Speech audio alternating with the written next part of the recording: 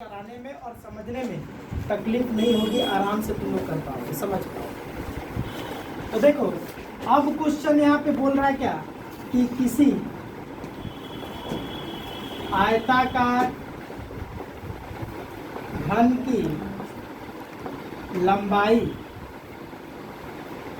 पहले इसके पहले वाले सब में आयताकार घन की लंबाई कितना दिए थे, 10 ना, 10 सेंटीमीटर, चौड़ाई 8 सेंटीमीटर एवं आयतन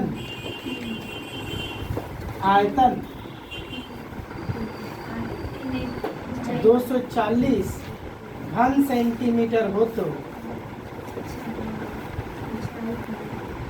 आयताकार घन की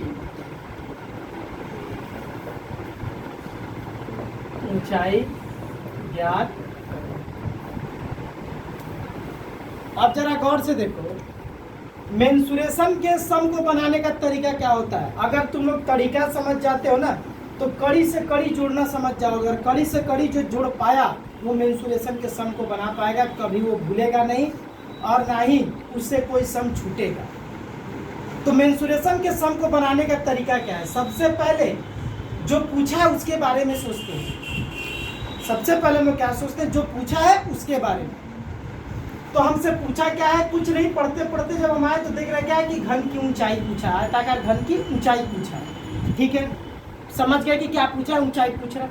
अब हम सोचेंगे कि जो पूछ रहा है उसका क्या कोई फार्मूला होता है, निकालने का कोई फार्मूला दिए है। तो घन की ऊंचाई अगर पूछ रहा तो घन की ऊंचाई को निकालने का हम कोई फार्मूला अलग से नहीं दिए। सिर्फ आयताकार घन में 3 ही फार्मूला पता है, आयतन, क्षेत्रफल और संपूर्ण तल का क्षेत्रफल और विकर्ण की लंबाई। तो कहने का मतलब ये हुआ कि आयताकार घन की ऊंचाई को निकालने का हम कोई सूत्र नहीं दिए, कोई फार्मूला नहीं दिए। तो आखिर ये बनेगा कैसे। तो अब इसके बारे में हम सोचेंगे कि जब इसका कोई फार्मूला नहीं है तो आखिर बनेगा कैसे। तो क्या करेंगे हम लोग, सवाल में जो पूछा है हम लोग 2 तरीके से कर सकते हैं, या तो उसको मान लेंगे या फिर बिना माने भी हम लोग कर सकते हैं। सवाल में अगर मान लो कि जो पूछा उसको मान लिए, सवाल में जो पूछा है उसको मान लिए और मान करके हमको सवाल में जो दिया है उसी को निकालेंगे और निकाल करके बराबर दिखा देंगे। सवाल में जो दिया हुआ वही निकालेंगे फिर से और निकाल करके उसी के बराबर हम दिखा देंगे। तो हम देख रहे हैं क्या कि हमको सवाल में क्या दिया, लंबाई चौड़ाई दिया। लंबाई चौड़ाई का भी कोई फार्मूला नहीं होता, लेकिन जो आयतन दिया है ना, इस आयतन में लंबाई चौड़ाई और ऊंचाई तीनों का यूज है। मतलब हमको दिया हुआ सवाल में फुल रूप में आयतन।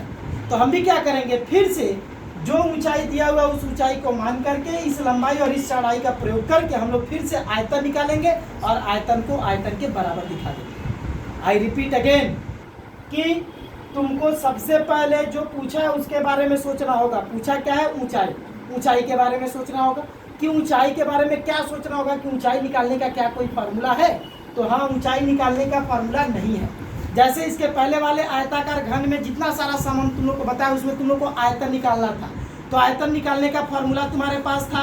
बात को समझोगे, ये चीज़ वहाँ पे हम डिस्कस नहीं किए, जल्दी जल्दी में थे तो बता दिए, अभी बता दे रहे हैं कि जैसे इसके पहले वाले ये जो एक जो सम था आयताकार घन वाला, उसमें तुमको लंबाई, चौड़ाई और ऊंचाई तीनों दे दिया था और आयतन पूछा था। तो हम सबसे पहले मेंसुरेशन में यही देखते हैं कि जो पूछा है उसके बारे में सोचेंगे।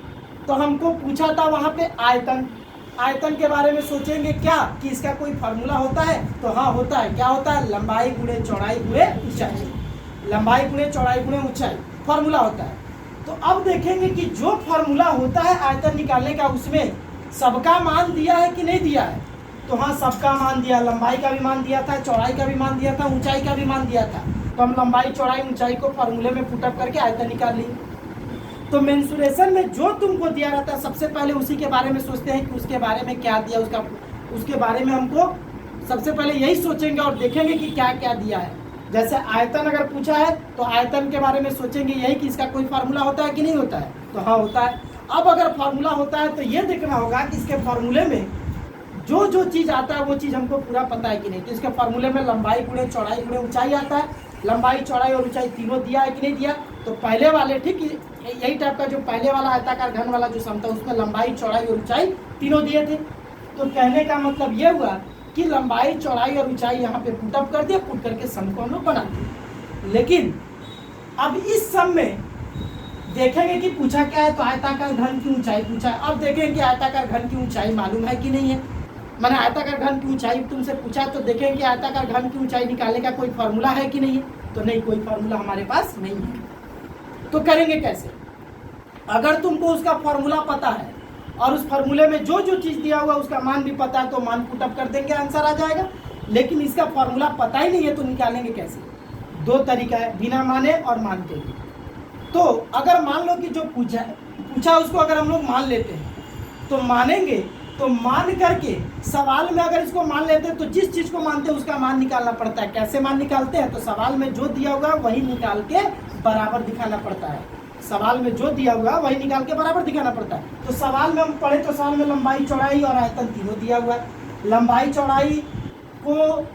चौड़ाई का हेल्प लग सकता है, लेकिन लंबाई चौड़ाई से हम लोग ऊंचाई को नहीं निकाल सकते हैं। आयतन दिया हुआ है तो हम लोग आयतन निकाल करके आयतन के बराबर दिखा सकते हैं, क्योंकि आयतन निकालने का फार्मूला हमारे पास है। तो हम भी जो ऊंचाई मानेंगे उस ऊंचाई के हेल्प से और लंबाई चौड़ाई के हेल्प से आयतन निकालेंगे, आयतन को आयतन के बराबर करेंगे, हमको मिल जाएगा जो ऊंचाई निकालना है। आई बात समझ में? क्लियर हुआ? तो अब देखो यहाँ पे करेंगे कैसे? तो यही कड़ी से कड़ी जोड़ना है। तुमको जो पूछा है मेंसुरेशन में, यही करने का तरीका है कि तुमसे जो पूछा है सबसे पहले यही देखना होगा कि तुमसे क्या पूछा है, उसके बारे में सोचो, मतलब उसका फार्मूला सोचो कि है कि नहीं। अगर उसका फार्मूला पता है तो देखो कि फार्मूले में जो जो चाहिए वो तुमको पता है कि नहीं। अगर पता है तो बस फार्मूले में पुटअप करो आंसर, और नहीं पता है फार्मूला तो उसको मानना पड़ेगा, या बिना मान के भी हम लोग कर सकते हैं, है ना। बिना मान के भी कर सकते हैं, मान के भी कर सकते हैं। अगर मानोगे तो जो मानोगे उसका मान निकालना पड़ेगा। कैसे निकालेंगे? समीकरण बनाना पड़ेगा। समीकरण कैसे बनेगा? तो सवाल में जो दिया हुआ वही निकालो और निकाल करके उसके बराबर दिखा दो। बराबर जैसे दिखाएंगे जो माने रहेंगे वो मान निकल जाएगा। तो देखो यहाँ पे घन की लंबाई हमको दे दिया हुआ है 10 सेंटीमीटर, घन की चौड़ाई हमको दे दिया हुआ है 8 सेंटीमीटर, और घन की ऊंचाई हमको पता ही नहीं है, इसको हम 1 सेंटीमीटर मान, x माने तो इस x का मान निकालना पड़ेगा। कैसे निकलेगा x का मान? तो हम लोग क्या करेंगे, कैसे निकलेगा? तो सवाल में जो दिया हुआ वही निकाल के बराबर दिखाएंगे। तो सवाल में दिया हुआ हमको आयतन, आयतन निकाल के इसी आयतन के बराबर दिखा देंगे। सवाल का समीकरण बनाने का यही तरीका होता है। तो अब हम लोग निकालेंगे घन का आयतन। तो घन का आयतन हो जाएगा लंबाई गुणे चौड़ाई गुणे ऊंचाई।